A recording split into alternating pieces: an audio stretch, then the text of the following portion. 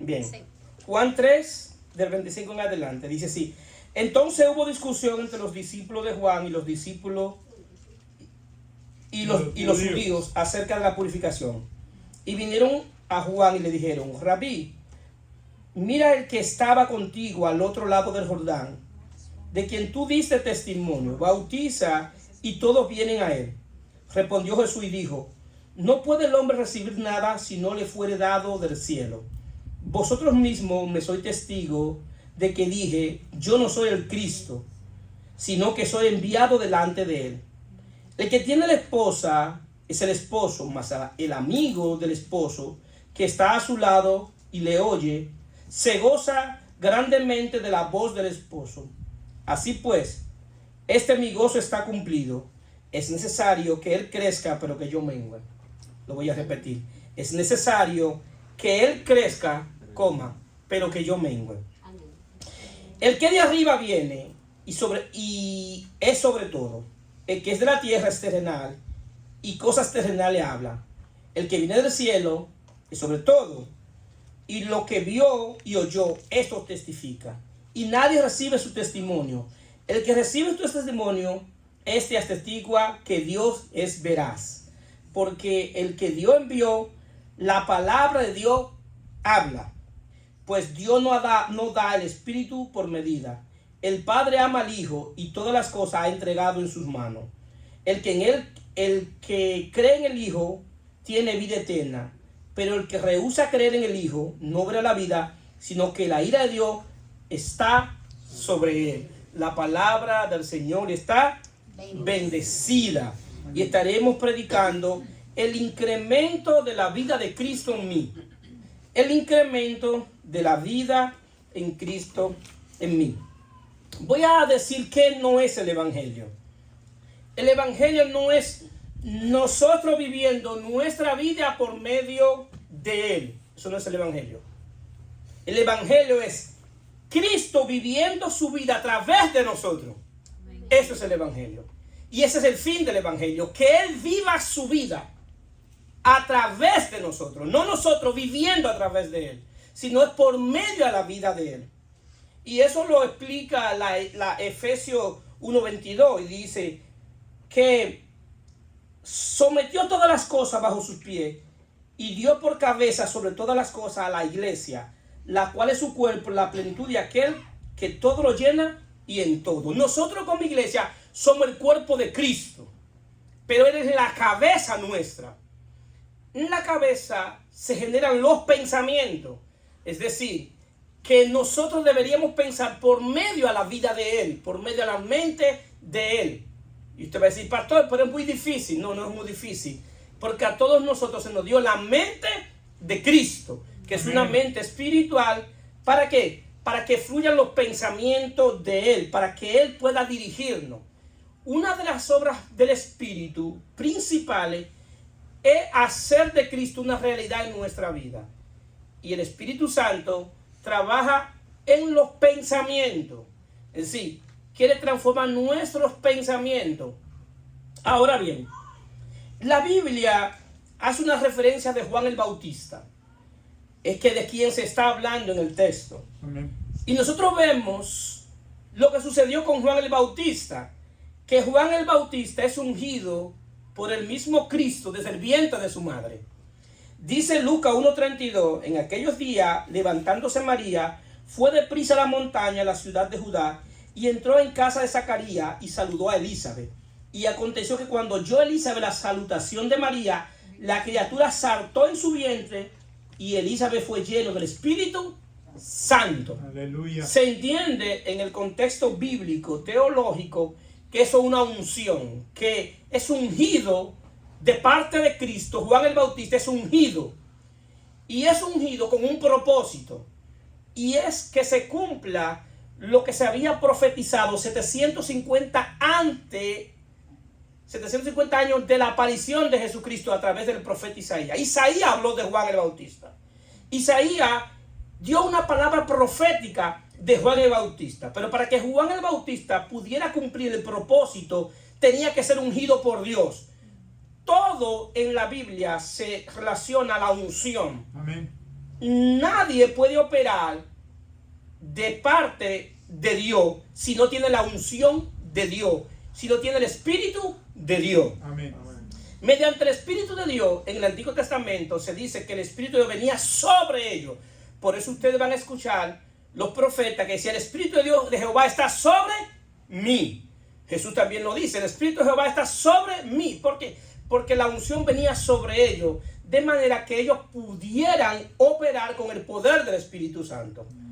Entonces, en el nuevo pacto, el Espíritu Santo no viene sobre nosotros, sino viene dentro de nosotros. Amén. Por medio de la regeneración del Espíritu. Es decir, que el Espíritu Santo viene a hacer una obra más completa, porque viene a obrar dentro de nosotros. ¿Bien? Ahora bien, nosotros nos damos cuenta entonces que Jesús unge a Juan el Bautista desde el vientre. Y es para que se cumpla esto que dice Isaías 43:5. Vos que clama en el desierto, preparad camino a Jehová, endereza calzada en la soledad a nuestro Dios. Todo valle sea alzado y bájese todo monte y collado, y lo torcido se enderece y lo áspero se allane, y se manifestará la gloria de Jehová, y toda carne juntamente la verá, porque la boca de Jehová ha hablado. Eso lo dijo Isaías, y estaba hablando de Juan el Bautista. Estaba diciendo que Juan venía a abrir el camino, venía para que Jesús viniera a enderezar lo torcido. Amén. Todo lo que está torcido en nosotros, no hay manera humana, no hay manera posible de que se enderezca, a menos que nosotros pongamos nuestra fe y confianza en nuestro Salvador Jesucristo. Amén. El único que puede enderezar nuestra vida es Jesucristo. Nadie. Yo respeto la psicología, yo respeto los psiquiatras, yo respeto toda esa ciencia, yo respeto todo eso, pero nada puede resolver el problema de la raza humana si el Espíritu de Dios no mora en él. ¿Por qué? Porque el problema de la raza humana es un problema de raíz, porque fuimos vendidos al pecado por Adán. Esa es la naturaleza del hombre. Aunque el hombre no quiera, sin Cristo va a perseguir la vida de pecado. Pablo dice que el pecado moraba en él, y como el pecado moraba en él, no podía hacer el bien que quería, sino que hacía el mal que no quería, porque el pecado moraba en mí, dice Pablo. Pero él exclama en Romanos 7, pero gracias doy a Cristo. ¿Por qué? Porque él sabe que el único o quien lo sacó de la condición que él describía era nuestro Señor Jesucristo. Amén. Amén. Entonces, ahí vemos entonces que se está hablando de Juan el Bautista, está hablando de Juan, que es el también llamado, Juan es llamado el profeta de transición, que transiciona de la ley a la gracia. Es en el periodo de transición. Está en un cambio de gobierno de manera espiritual. Entonces, aunque Juan opera y profetiza en el pacto de la ley, porque los evangelios se desarrollan en el pacto de la ley, la gracia inicia en Hechos de los Apóstoles, en capítulo 1, cuando el Espíritu Santo es enviado a la iglesia. Ahí empieza el pacto de la gracia. Pero Juan opera en la ley. Pero aunque Juan opera en la ley, no opera como un profeta de la ley, sino como un profeta de la gracia. Amén. ¿Por qué? Porque está anunciando al profeta de los profetas, que es Jesucristo. Aleluya. Juan era un agente de revelación, porque los profetas eran agentes de revelación. Pero Juan estaba anunciando a la fuente de la revelación divina. La máxima expresión de la revelación de Dios es la persona de Jesucristo. Todo lo que Dios le quería hablar al hombre, se lo ha hablado a través del Hijo. Amén. Ya Dios, todo lo que tenía que decirle al hombre, se lo ha dicho a través del Hijo. Dice Hebreos capítulo 1, hablando Dios muchas veces, de mucha manera, a los padres, por los profetas, en los postreros días ha hablado, ¿por quién? Por el Hijo. Es decir, que todo lo que Dios tiene que decirte a ti está relacionada al Hijo de Dios. Entonces, veo a Juan, que Juan introduce lo que se llama arrepentimiento para perdón de pecado como un medio de gracia. Y también introduce el bautismo para el perdón de pecado. Entonces, el bautismo en agua no está establecido en la ley. Es decir, es maravilloso entender cómo esa gente iban a bautizarse donde Juan si en ninguna parte de la ley dice que hay que irse a bautizar en agua? Si lo más parecido al bautismo de Juan es el rito de la purificación, que ellos se lavaban las manos y se lavaban el cuerpo si tenían contacto con un animal muerto, con una persona muerta, y antes de entrar al templo tenían que purificarse. Es decir, antes de entrar a la presencia de Dios tenían que purificarse en el lavatorio. Y por eso es que hay esta discusión entre los discípulos de Juan y los judíos acerca de la purificación, porque se da a entender que los judíos pensaban que Juan estaba sustituyendo el rito de la purificación por el bautismo, porque es a través de agua, los dos se hacían a través de agua. El asunto es que Dios estaba escondiendo, Dios ha escondido, todos los misterios de Dios estaban escondidos en Cristo. La Biblia enseña en Colosenses, y dice, Colosenses capítulo 2, que Dios quiere consolar nuestros corazones hasta que lleguemos a tener entendimiento de las riquezas de Dios que estaban escondidos, el misterio que estaba escondido de Dios y el Hijo. Es decir, Dios quiere que nosotros lo conozcamos y que conozcamos al Hijo, porque de la manera que podemos conocer al Padre es por medio del Hijo. Nadie separado del Hijo puede conocer al Padre. Nadie. Entonces, ¿qué sucede? Si nosotros comenzamos a leer la Biblia y a entender todo lo que la Biblia está apuntando acerca de la persona de Jesucristo, vamos a tener un pleno entendimiento y eso va a enriquecer nuestra vida en términos espirituales. Nuestros corazones se van a fortalecer. Amén. Nuestra vida va a cambiar. La conmovisión de ver todo va a cambiar. Nuestros matrimonios se van a fortalecer. Nuestra vida de padre se va a fortalecer. Nuestra vida como ministro de Dios se va a fortalecer. Amén. Porque no es Ariel que está haciendo las cosas, sino Cristo a través de Ariel. Amén. Sí, el que yo llegue a ser el esposo que mi esposa desee, Ariel no puede hacerlo por sí solo. Yo tengo que dejar que Cristo viva su vida en mí para que sea buen esposo, porque el esposo perfecto es Cristo. Amén. El esposo perfecto es Él. Entonces, ¿qué sucede? A medida que nosotros se nos va revelando Cristo, en esa misma medida vamos a entender cosas espirituales y vamos a entender las riquezas que hay en las Sagradas Escrituras. Entonces, ¿qué sucede? Juan era la voz de Dios en ese momento. Dios hablaba a través de Juan, porque era el profeta de oficio y el profeta de turno. Pero en Juan también había un misterio, que Juan venía de una familia sacerdotal, porque su padre Zacarías era sacerdote de turno en ese momento. Es decir, que mediante la ley levítica, quien debía sustituir al padre era Juan. ¿Por qué? Porque él venía de la tribu de Leví, porque era sacerdote. Ahora, ¿por qué esto es importante? Esto es importante porque quien le da entrada al mundo espiritual de las cosas espirituales es un sacerdote. Entonces Juan tenía como sacerdote darle entrada a Jesús. Dios no es legalista, pero es legal. Amén. Dios, para entrar en este mundo tenía que entrar por medio de un sacerdote. Amén. Así es. Y tenía que entrar por medio de quien lo autorizara para entrar. Por eso cuando Jesús va a bautizarse, ¿dónde Juan? Juan no quiere bautizarlo. Y Juan dice, tú eres más grande que yo, ¿cómo yo te voy a bautizar? Si tú tienes que bautizarme a mí, párate ahí. Oye, nos conviene que tú me bautices para que se cumpla toda justicia. Amén. Juan, si tú no me bautizas, yo no puedo salir a predicar. Juan, si tú no me bautizas, los demonios me van a hacer lo que quieran. Tú tienes que darme autoridad. Y la manera que tú me das autoridad es bautizándome en agua.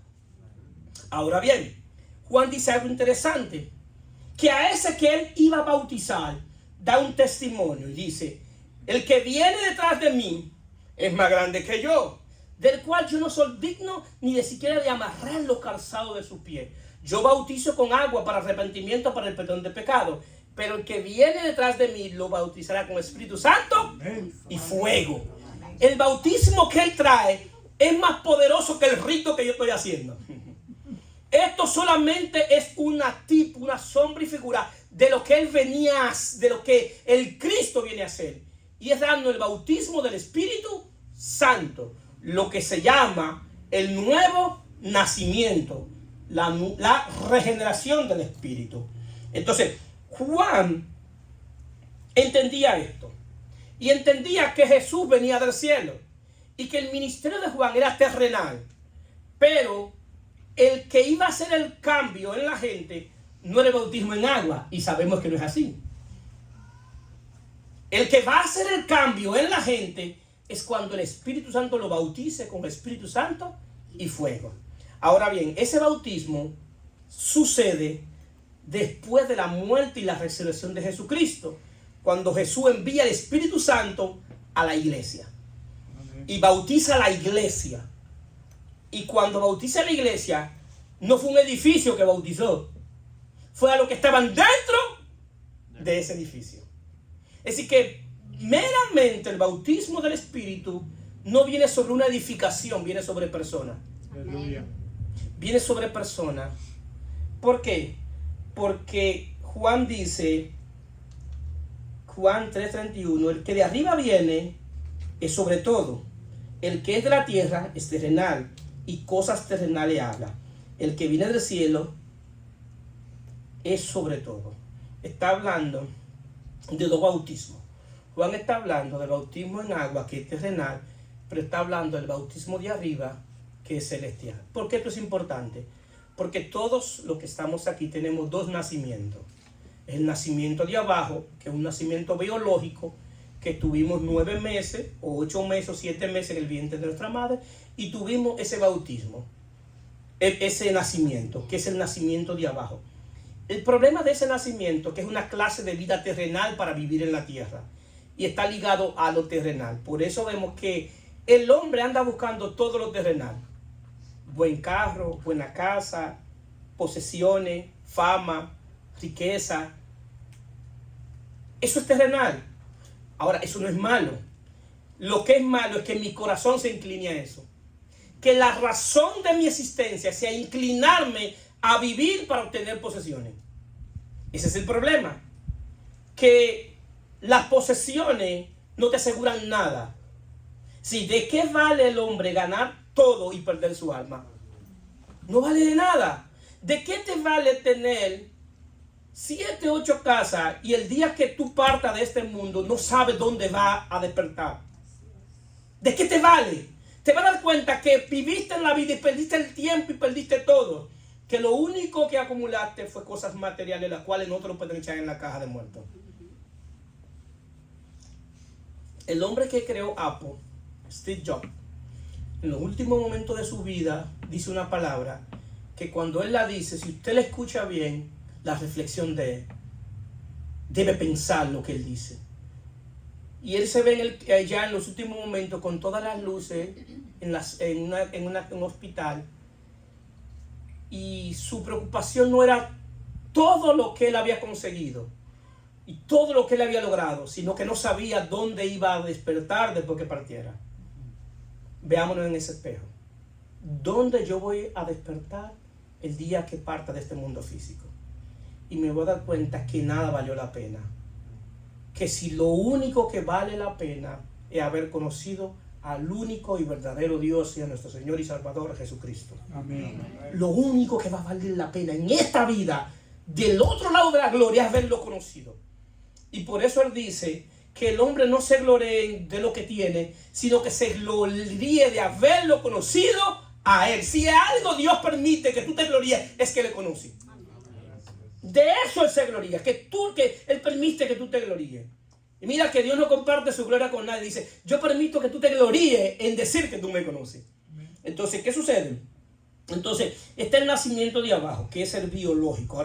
Hay un nacimiento que es de arriba, que es un nacimiento espiritual. Es el nacimiento que Jesús le habla a Nicodemo, ahí mismo en Juan 3. Que el que quiere ver el reino de Dios tiene que nacer del agua y del Espíritu. Es decir, tiene que el Espíritu de Dios venir a morar en él, tiene que venir a posar en él. ¿Para qué? Para que sea un hombre celestial, para que no viva conforme a lo natural, a lo físico, a lo que ve, a lo que siente. Para que pueda ser una persona espiritual. Para que pueda ser verdaderamente un hijo de Dios. Para que pueda conocer la voz de Dios. Para que pueda entenderla a Dios. ¿Por qué? Porque Dios es espíritu. Y Dios trabaja y opera a través de mi espíritu. tenemos un espíritu humano. Entonces a través del espíritu humano es que Dios viene a operar dentro de mí para que yo le pueda conocer, para que yo lo pueda entender, para que yo pueda saber cuándo Él me está dirigiendo y hacia dónde Él me está dirigiendo. El problema de la clase de vida de abajo, del nacimiento de abajo, es que esta clase de vida está corrompida por el pecado, porque Adán no vendió el pecado. Y aunque yo quiera hacer el bien, no puedo hacer el bien porque ya el ADN del descendiente de Adán, de la primera creación, está contaminado por el pecado. Sí, por eso que Jesús le dice al joven rico cuando va y le dice que Jesús es bueno, y Jesús le dice, no hay nadie bueno, el único bueno es mi Padre, porque él está hablando del punto de vista humano. ¿Por qué me llama bueno? Porque no hay un hombre bueno, no hay manera que el hombre sea bueno. Que él es bondadoso, que eso está bien, porque todavía queda la imagen, queda el eco reflejo de la imagen de Dios en nosotros. Pero ¿qué pasa? No hay manera de que el hombre sea bueno, porque está vendido al pecado. Está contaminado, la simiente del hombre está contaminado porque es descendiente de Adán. Ahora, ¿cómo se resuelve ese problema? Con el nacimiento de arriba, con el nacimiento del Espíritu. Entonces ese nacimiento es que comenzamos a ser hombres celestiales. ¿Sí? Ahí viene que somos de arriba. Ahora, el que de arriba habla cosas de arriba. El que de arriba busca las cosas de arriba. El que de arriba no está pendiente a todas las cosas terrenales, a la vacidad, el vacío que hay en la mente, en la gente. La gente tiene un vacío en la mente que tú dices, pero ¿cómo? ¿Y qué es lo que ha pasado? Parece que le sacaron la mente, el cerebro. Y los mismos profesionales. ¿Cómo está corrompido los mismos profesionales? ¿Cómo un hombre de ciencia, una mujer de ciencia, les van una pareja de esposos a consultarle, una pareja un psicólogo matrimonial, y va una pareja a decirle que tienen problemas matrimoniales y que no se encuentran bien en el área íntima? Entonces el psicólogo le dice, la manera de resolver este problema es teniendo otra persona dentro del matrimonio, teniendo un trío. Sí, tú dices, pero ¿cómo es que son capaces de pensar eso? ¿Qué ha pasado? Que su mente está corrompida porque la simiente está corrompida. Y vemos cosas que hoy nosotros podemos criticar y decir, pero ¿cómo es que piensan así? Ahí estábamos nosotros. Si hoy no pensamos así es porque el Espíritu de Dios ha ido revolucionando nuestro entendimiento. Amén. Y podemos ver ahora a través de la luz de Cristo. Podemos ver a través de Él. Juan 1 dice, en Él estaba la vida y la vida era la luz de los hombres. Es decir, que la vida de Cristo es que nos da luz para poder decir a este mundo que está perdido, decirle, eso está mal. Eso no es conforme a lo que Dios enseña. Ese no es el diseño de Dios. El diseño de Dios no es un hombre con otro hombre, ni una mujer con otra mujer. El diseño de Dios es un matrimonio de un hombre y una mujer. Amén. Eso es matrimonio. Uno tiene que tener matriz, porque ahí viene el matrimonio. Y dos hombres no tienen matriz. No hay manera. De ahí viene la palabra matrimonio, porque para que sea matrimonio, uno de los dos tiene que tener matriz.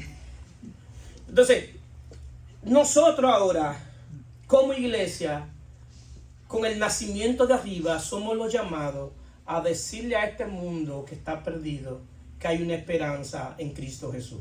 Aleluya. Que solamente Él puede sacar a la gente de esa condición. Y ese es el mensaje del Evangelio.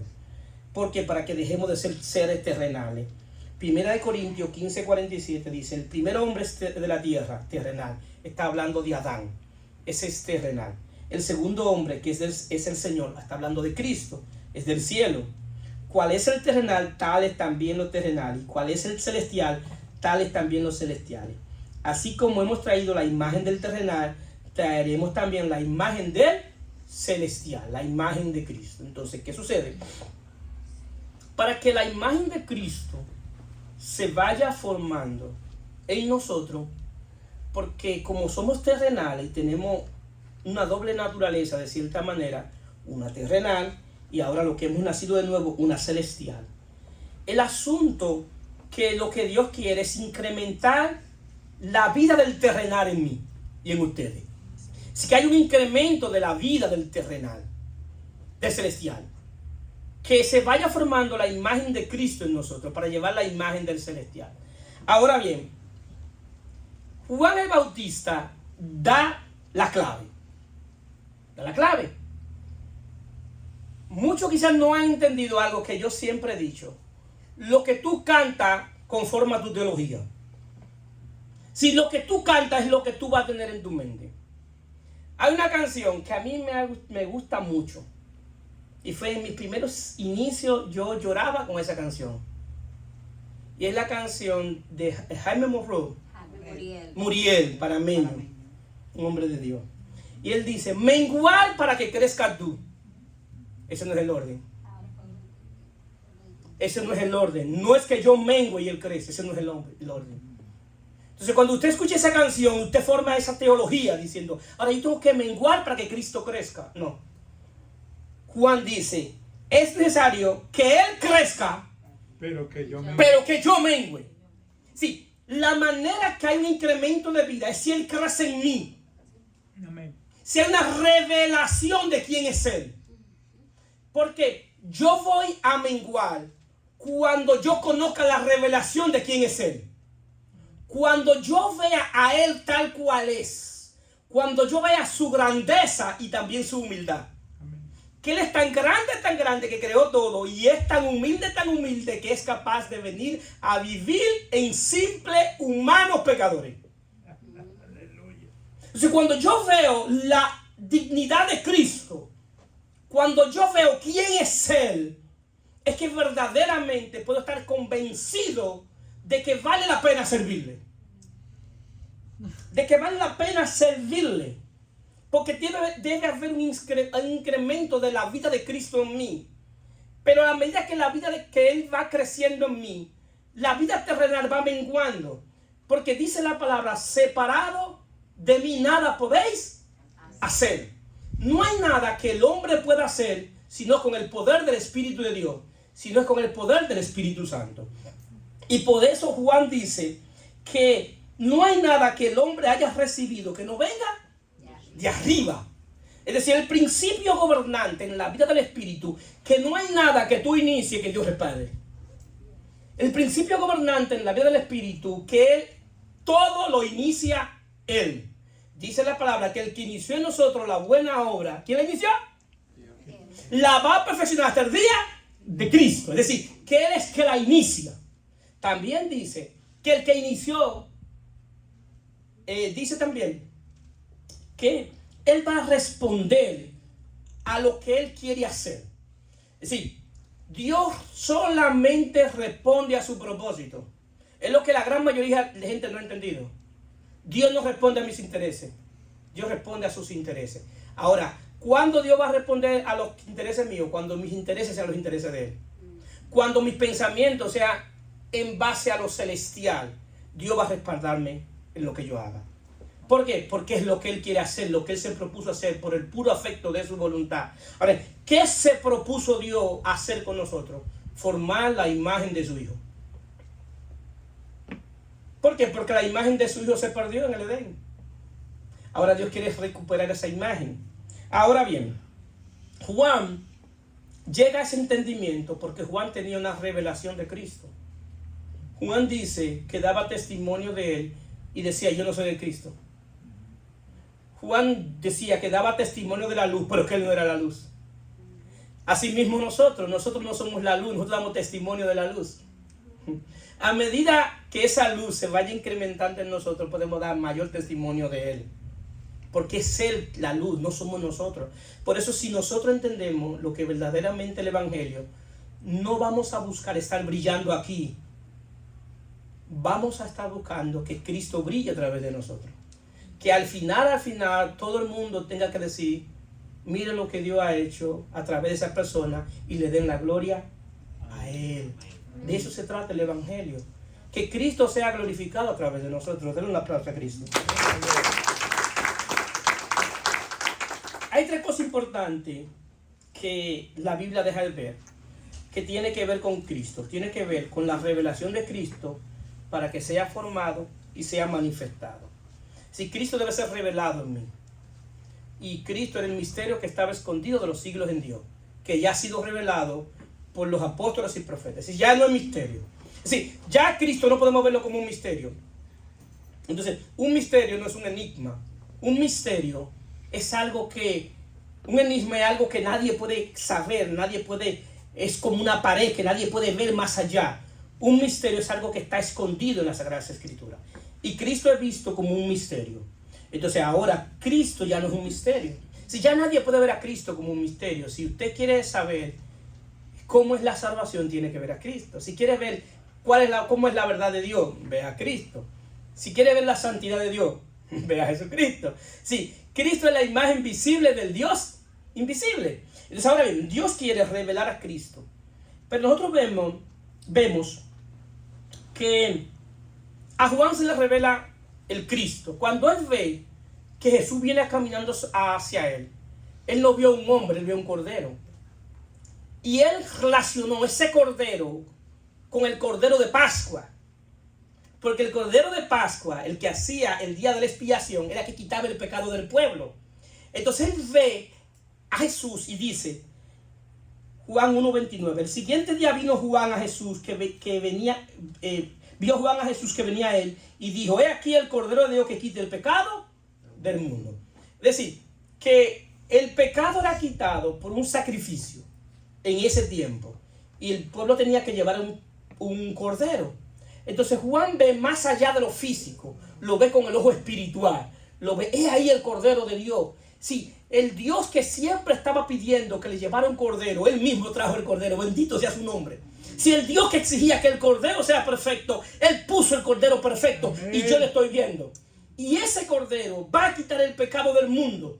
¿Por qué? Porque el pecado del mundo es lo que hace que el hombre sea enemigo de Dios.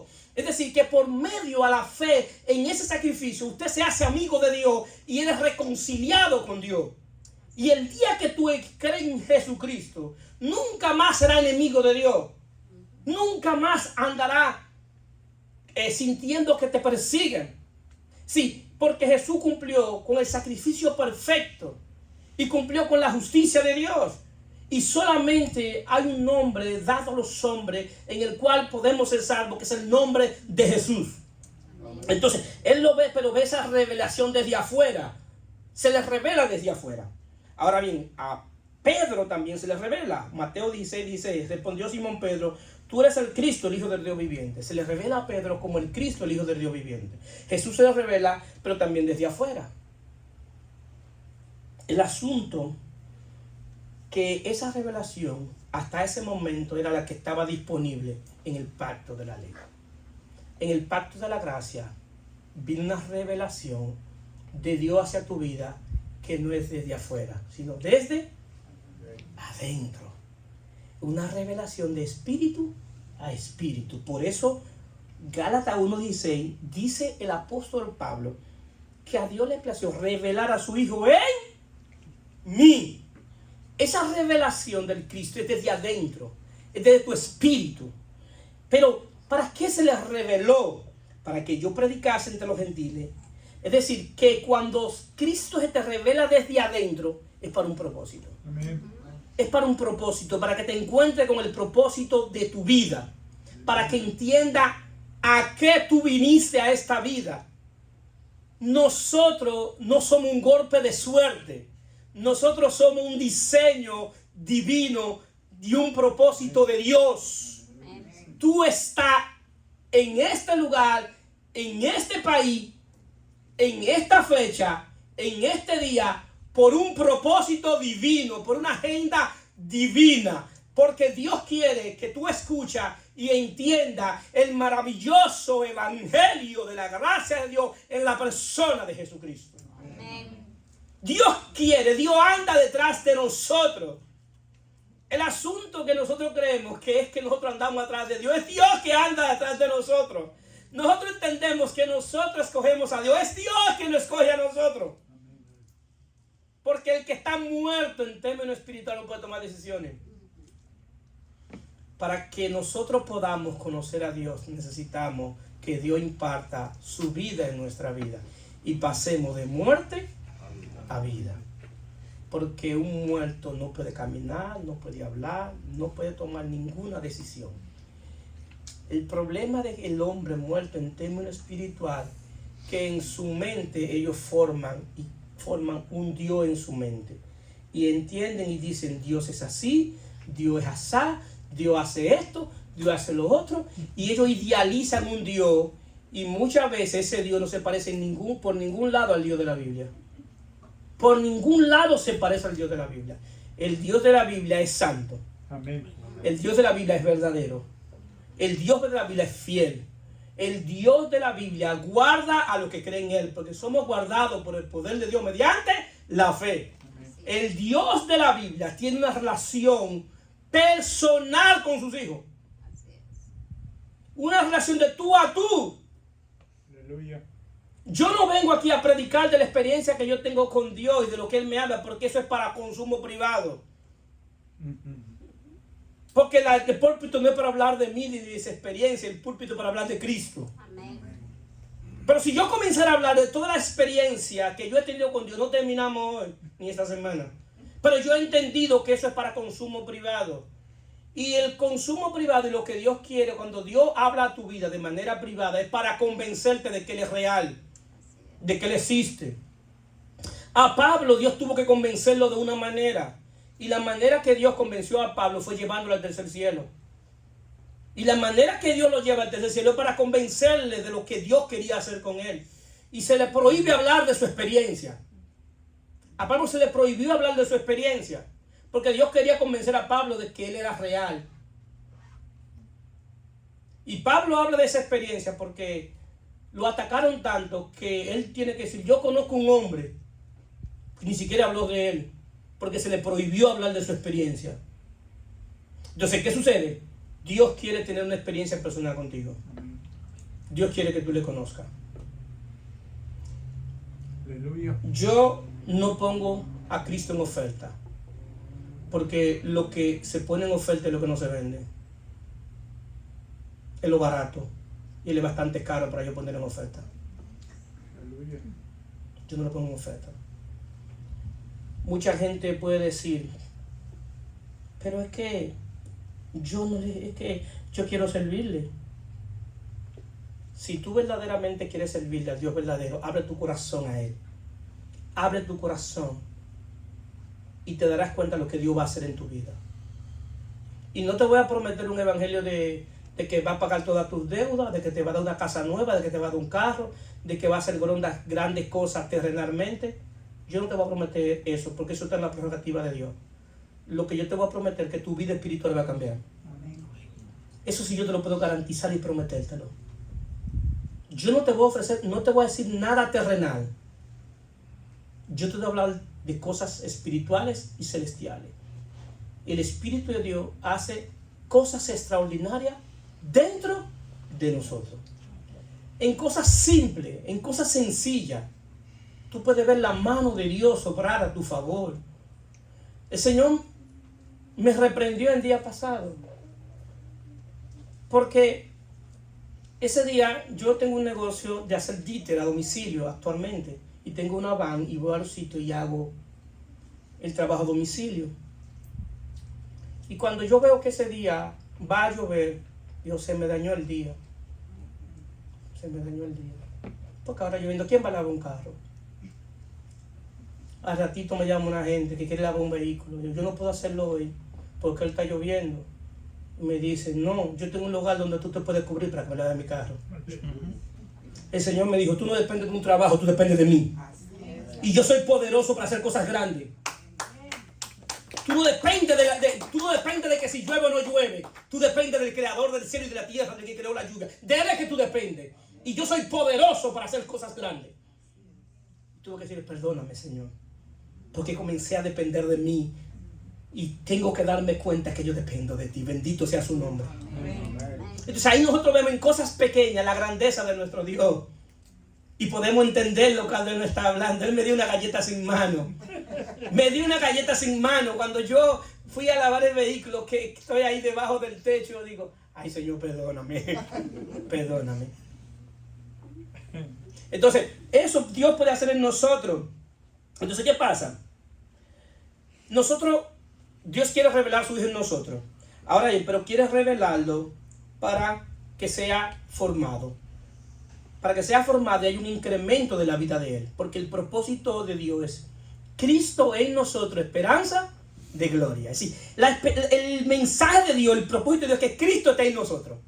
El propósito de Dios es tener muchos hijos con la imagen de su único hijo. Dios solamente tiene un hijo, Jesucristo.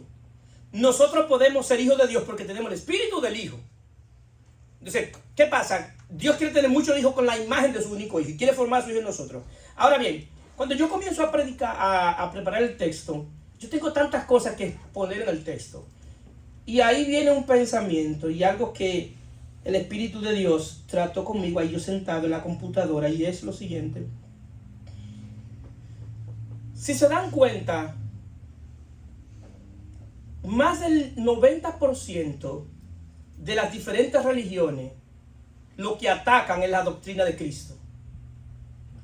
Usted puede sentarse con cualquier religión que tenga la Biblia que nosotros, y si hablamos del Padre, todo está bien. Todo está bien. Si hablamos de lo que hace el Espíritu Santo, todo está bien. Ahora bien, el problema viene cuando hablamos del Hijo.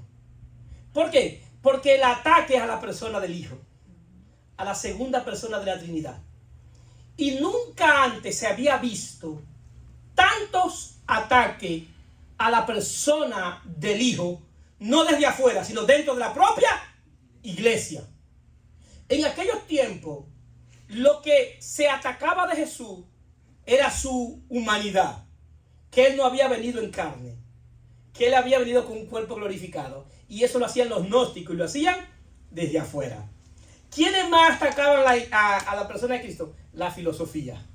La filosofía griega y romana atacaban a la persona del Hijo. Pero ahora vemos el Hijo siendo atacado desde la misma iglesia por hombres que ministran en un altar, llevando gente duramente a la perdición desde la misma iglesia. Entonces, ¿qué sucede? Nosotros podemos ver cómo se atacan las doctrinas cardinales y fundamentales del Evangelio. Hoy escuchamos pastores atacando la Trinidad de Dios. Señores, si quitamos la doctrina de la Trinidad del cristianismo, el cristianismo es un disparate. Es un disparate. ¿Por qué? Porque Dios es un Dios trino. Es un solo Dios que subsiste en tres personas: Padre, Hijo y Espíritu Santo. El Padre no es el Hijo no es el Padre, el Espíritu Santo no es el Hijo. Quien murió no fue el Padre ni el Espíritu Santo, sino el Hijo. Es decir, que es un solo Dios que subsiste en tres personas con la misma sustancia, los mismos atributos, pero diferentes. Entonces, cuando la gente ataca la Trinidad de Dios, ataca una de las doctrinas fundamentales y cardinales del Evangelio. Ahora, ¿cómo a alguien se le va a formar o va a un incremento de Cristo negando la Trinidad?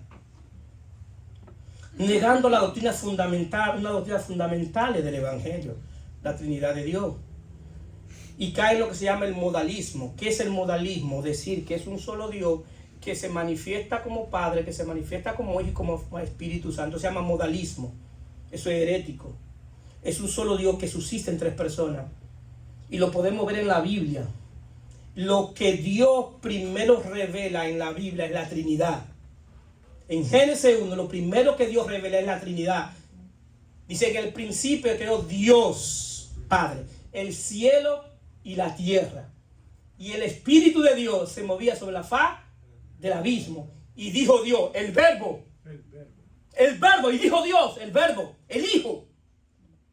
Si la primera expresión, la primera palabra del Padre es la expresión del Hijo, porque el Hijo procede del Padre y el Espíritu Santo procede del Padre y del Hijo. Amén. Entonces, cuando predicamos doctrinas fundamentales, no hay manera de que alguien que escuche eso y predique eso va a tener un incremento de la vida de Cristo, porque está distorsionando la verdad del Evangelio. Entonces, ¿qué sucede? Otra cosa que se ataca ahora también, por eso es importante entender las doctrinas bíblicas. Entender la doctrina bíblica. Otra cosa que se ataca es la unión hipostática, la unión del verbo en un cuerpo humano. Jesús era 100% Dios y era 100% hombre, pero no son dos personas, es una. Amén. Es una persona. Ahora, ¿qué es lo que sucede ahora? Que ahora el día que Cristo viene a nosotros, el Verbo se encarnó en nosotros. Se lo voy a decir de nuevo, el Verbo se encarnó en nosotros. La palabra de Dios se encarnó en nosotros. Nosotros somos la palabra de Dios caminando. Aleluya. Porque fue el Verbo que se encarnó. La verdad de Dios. En ti está la verdad de Dios.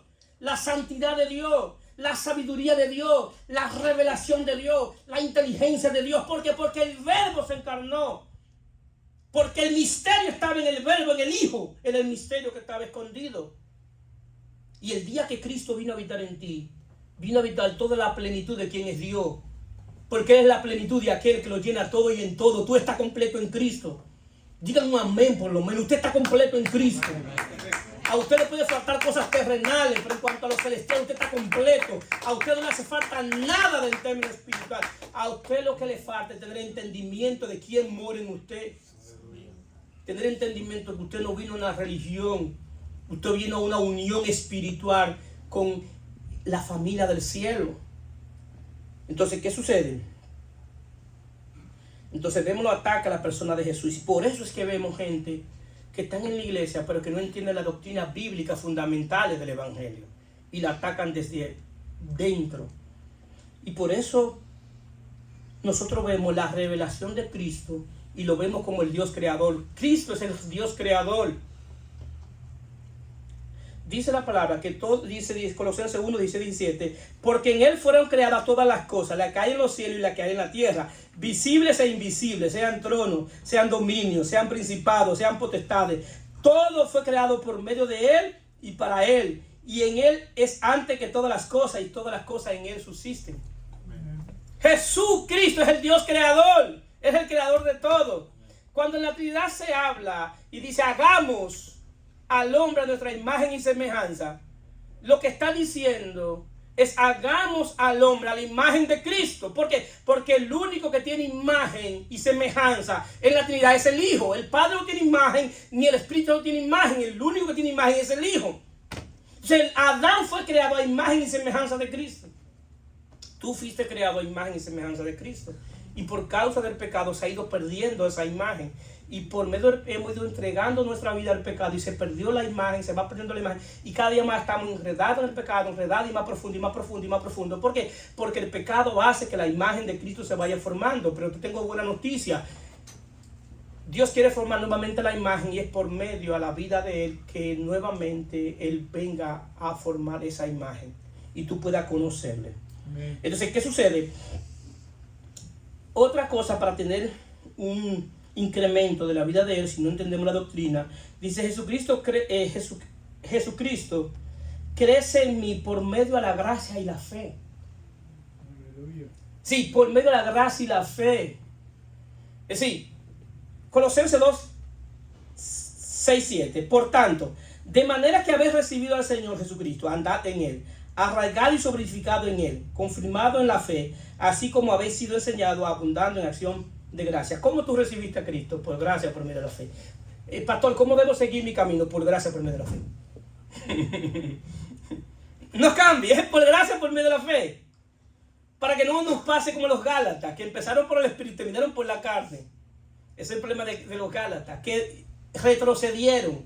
Empezaron bien, pero terminaron mal. Y así hay muchos cristianos que empiezan bien y terminan mal, porque empiezan por gracia y quieren sostener su salvación por obra. La salvación es por gracia y se mantiene por gracia. Y la gracia que me salvó es la misma gracia que me sostiene. Es la misma gracia, no hay otra. Si yo no le puedo agregar ninguna obra a mi salvación, las buenas obras son el resultado de haber sido salvo. Amén. Y ninguna obra le añade nada a mi espiritualidad. Es una manifestación de la vida de Él en mí. Es natural que andemos en buenas obras.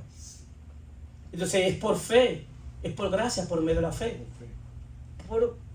Entonces, pero el problema es que muchas veces, miren lo que sucede. Como no entendemos la doctrina bíblica, nuestra fe muchas veces también se distorsiona. Cuando dice confirmado en la fe, dice el artículo la fe. Cuando la Biblia utiliza el artículo la fe, no está hablando de la fe como creer, está hablando de la fe como el conjunto de doctrina bíblica.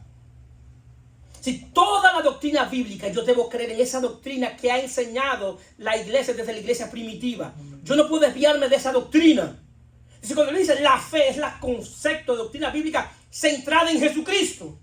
En cada doctrina bíblica, si Cristo no es el centro, la doctrina no es bíblica. Entonces mi doctrina, toda la doctrina que yo pueda creer tiene que estar relacionada a la persona del Hijo. Si porque el Hijo es la expresión de Dios, es por quien el Dios se da a revelar, es por quien Él se da a conocer. Por eso es la verdad, por eso es el camino, por eso es la vida, por eso Él es la resurrección. Por Él es nuestra paz. Él es nuestra paz, es Él. El evangelio no se trata de alguien, de algo, se trata de alguien, de una persona llamada Jesucristo. Entonces el centro de mi enseñanza, de toda mi fe, debe ser el Hijo Jesucristo. Jesucristo. Cualquier cosa que tú quieras añadirle a tu fe, caíste completamente de la doctrina bíblica, de la fe, caíste de la fe, que es la doctrina bíblica que sostiene a la iglesia. Cualquier cosa que le añada, que no sea conforme a la doctrina bíblica, caíste en herejía. Caíste en herejía. Pablo dice que somos un edificio de Dios. Todos nosotros somos un edificio de Dios, cada uno individual, que Dios comenzó a construir el día que reveló a Cristo. Por eso Jesús le dice a Pedro, le dice, cuando Pedro dice, tú eres el Cristo, y le dice, no te lo reveló carne ni sangre, sino el Padre que está en el cielo. Y Jesús le dice, y tú eres Pedro, y sobre esta roca edificaré mi iglesia. La iglesia, Pedro es Peter, que es piedra. La iglesia no está fundamentada en una piedra, sino en una roca. Y la roca que él está hablando es la roca de la revelación que Pedro le dijo, tú eres el Cristo. Está diciendo, la iglesia está fundamentada sobre la roca que es Jesucristo. Amén. Y en esta revelación es que tú vas a ser iglesia. Amén. El día que tú creas en esta revelación que yo soy la roca de salvación, ese día tú vas a comenzar yo voy a comenzar a construir un edificio en ti. Ahora, en todo aquel que venga a seguir construyendo, debe sobreedificar sobre la revelación de ¿quién? ¿De Ariel? De Cristo.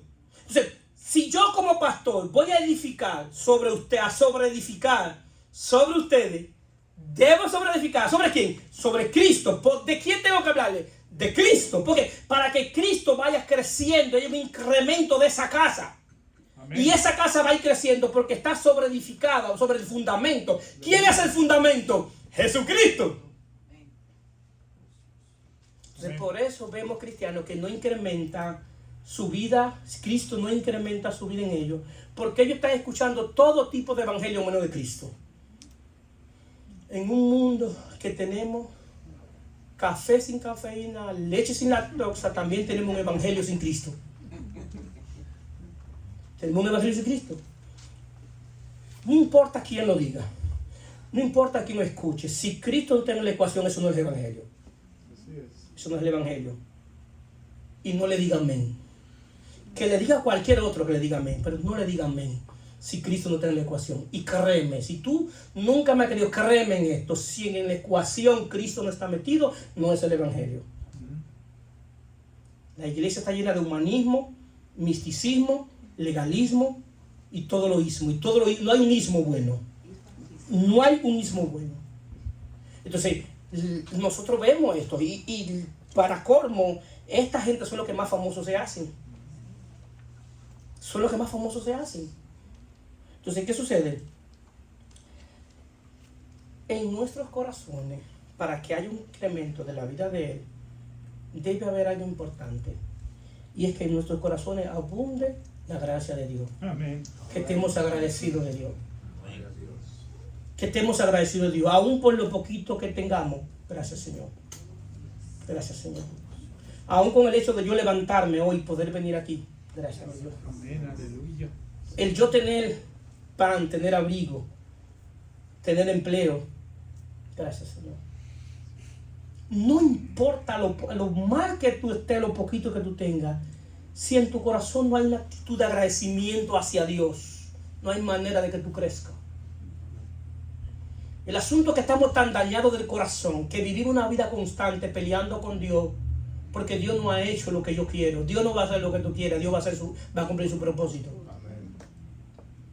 Tenemos una distorsión del evangelio completamente una distorsión.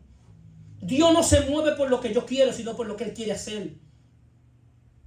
Yo puedo llorarle, hincarme y hacer todo lo que sea para que Él haga algo que yo quiera. Y Él no lo va a hacer porque yo le lloré. Él lo va a hacer cuando sea conforme a su voluntad. Amén. Es conforme a su voluntad. No es lo que yo quiero, es lo que Él quiere. Es lo que Él quiere. Pues yo tengo que alinear mi corazón a la gratitud. Amén. A gratitud. De saber que yo le sirvo a un Dios fiel.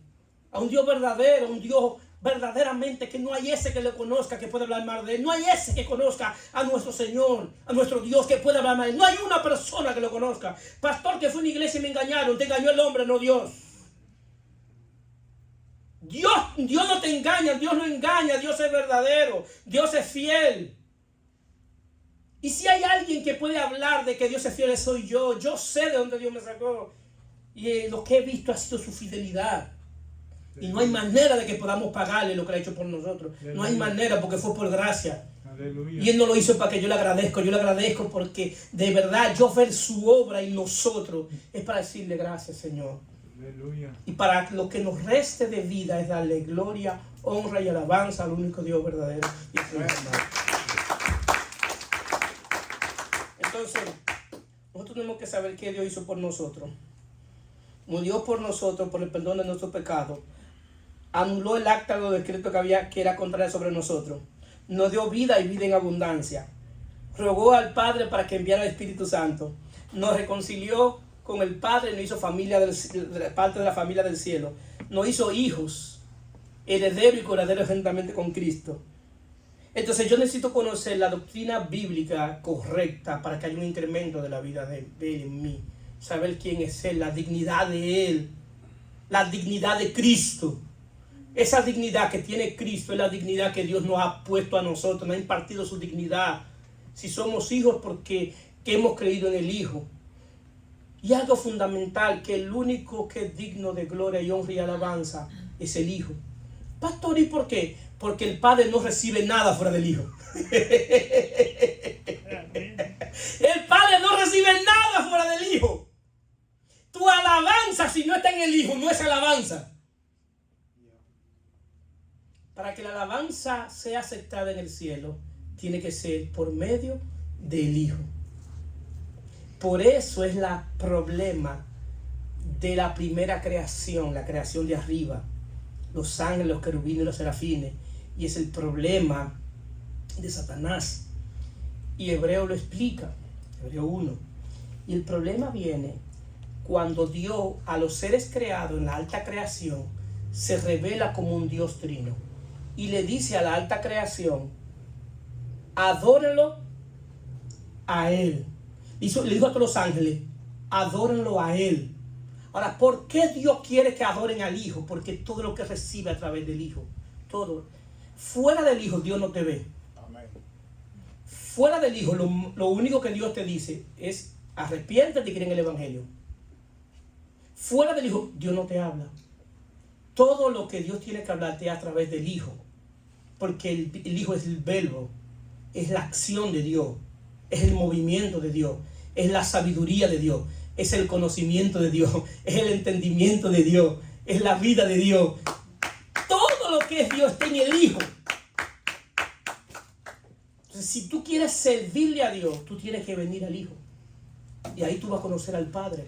Y ahí el Espíritu Santo va a venir a morar en ti. Aleluya. Porque es por medio del Hijo. Entonces, para finalizar, 2 Corintios 3, 5, 18, lo dice bastante claro. Dice, y aún hasta el día de hoy, cuando se lee la Biblia, el velo está puesto sobre el corazón de ellos. Pero cuando se conviertan al Señor, el Señor es Cristo, el velo se le quitará. Porque el Señor es el Espíritu, y donde está el Espíritu del Señor, allí hay libertad. Por tanto, nosotros todos, mirando a cara descubierta como en el espejo la gloria del Señor, somos transformados de gloria en gloria en la misma imagen como el Espíritu del Señor. Dice aquí que el Espíritu Santo me va a transformar de gloria en gloria cuando yo comience a ver al Hijo. Y cuando yo me convierta al Hijo. Convertirse es que yo quiero ir para allá, pero me equivoco y comienzo a caminar para acá. Pero cuando veo que estoy equivocado, digo me convierto, comienzo a caminar para acá. Eso es conversión. Entonces, si yo estoy en la iglesia y no me convierto al Señor, no hay libertad. Yo tengo que comenzar a convertirme a verlo a Él. Y por eso el texto adecuado es: puesto los ojos en Jesús, el autor y consumador de la fe. Le ponga la mirada en Él. Mire, coja un tiempo y dije, me voy a comenzar a escuchar prédica de Jesucristo nada más. Déjame escuchar todo del Hijo, todo lo que es el Hijo, todo lo que hace el Hijo. Y tú vas a ver cómo el Espíritu de Dios va a comenzar a trabajar en ti y va a comenzar a formar la imagen del Hijo en ti. ¿Por qué? Porque es a cara descubierta, es viéndolo a Él. Por eso dice a cara descubierta, es decir, sin el velo yo comienzo a verlo a Él. Todo lo que me están diciendo de Él, yo comienzo a verlo a Él. Y la fe viene por el oír, y oír es la palabra de Dios. Y la palabra de Dios, como yo tengo entendido, es el Hijo. El Hijo es la palabra de Dios, es el verbo. Ahora, si yo estoy escuchando todo menos del Hijo, entonces si yo no comienzo a escuchar el Hijo, no voy a entender el Evangelio. No voy a entender la obra. Si yo puedo escuchar de Abraham, bien. De Jacob, bien. De Isaías, bien. Ahora bien, cada personaje que tú escuches en la Biblia, si tú verificas, tienen algo de Cristo. Tienen algo de Cristo. Esos son pequeños Cristos escondidos para que tú entiendas y conozcas la verdadera, la plenitud de la vida de Cristo. Abraham, padre de la fe. Cristo, autor y consumador de la fe. Sansón, el hombre más fuerte. En Cristo, ¿quién es Cristo? El poder de Dios. Salomón, el hombre más sabio. ¿En quién está escondido todo el tesoro de sabiduría? En Cristo. Josué, ¿qué simboliza José? José simboliza una vida indestructible. La vida de él nadie la pudo destruir. El que tiene la vida de Cristo nadie puede destruir su vida. Entonces, cada uno de ellos, cada uno de esos personajes están revelando a Cristo. Para que tú conozcas en cada uno de ellos, vea qué tienen ellos de Cristo. ¿Cuál es la ventaja de nosotros? Y la buena noticia, que todo lo que ellos tenían de Cristo ya tú lo tienes en plenitud. Tú lo que necesitas es tener entendimiento de quién tú tienes dentro. Si tú entiendes el Evangelio, aunque no lo crean, tú eres más sabio que Salomón. Porque tú tienes la sabiduría de Dios que es en Cristo, que es más grande que la de Salomón. Y tú tienes el Cristo sabio dentro de ti. Tú tienes una vida indestructible. Nadie puede destruir la vida que tú tienes. Ni los problemas, ni los procesos, ni lo que tú estás viviendo. Nadie puede destruir lo que Dios ya inició en ti. Es más, todo eso que tú estás pasando hoy, al final va a redundar para bien. Porque para los que aman a Dios, todo obra para bien cuando son llamados conforme a su propósito. Y el propósito de lo que Dios está haciendo en ti, en este proceso, es formar la imagen de Cristo. Porque Dios nada más tiene un solo propósito y diferentes planes. Y su propósito es formar la imagen del Hijo en ti. Con cada quien Él lo hace diferente.